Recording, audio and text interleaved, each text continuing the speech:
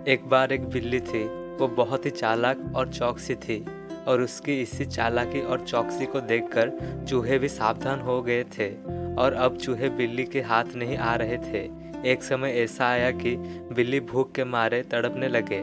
एक भी चूहा उसके हाथ नहीं आता था क्योंकि वो उसकी आहट सुनते ही तेजी से अपने बिल में छुप जाते थे। भूख से बचने के लिए बिल्ली योजना बनाने लगी। तभी उसके दिमाग में कुछ आया और वो एक टेबल पर उल्टी लेट गई। उसने सभी चूहों को ये सोचने पर मजबूर कर दिया कि वो मर चुकी है। सारे चूहे बिल्ली को ऐसा लेटा हुआ अपने बिल से ही देख रहे थे।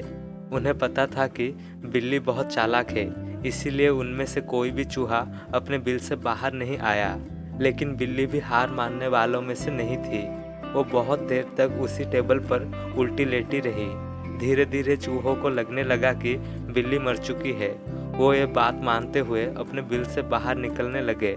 चूहे जैसे ही बिल्ली की टेबल के पास पहुंचे, उसने उछलकर 2 चूहे पकड़ लिए। इसी तरह बिल्ली ने इस बार तो अपने पेट को भर लिया, लेकिन चूहे अब भी ज़्यादा सतर्क हो गए। 2 चूहे खाने के बाद बिल्ली दोबारा भूख से तड़पने लगी क्योंकि चूहे अब बिल्कुल भी लापरवाही करना नहीं चाहते थे। इस बार पेट भरने के लिए एक बार फिर बिल्ली को योजना बनानी थी, लेकिन इस बार छोटी योजना काम नहीं आने वाली थी। इसीलिए बिल्ली ने अब खुद को पूरे आटे से ढक लिया। चूहे ने सोचा कि वो आटा है और उससे खाने के लिए आ गए, लेकिन एक बूढ़े चूहे ने उन्हें रोक दिया। उसने ध्यान से आटा को देखा तो उसे उसमें बिल्ली का आकार दिखने लगा। तभी बूढ़े चूहे ने हल्ला मचाना शुरू किया। उसने कहा, सब अपने बिल पर छुप जाओ।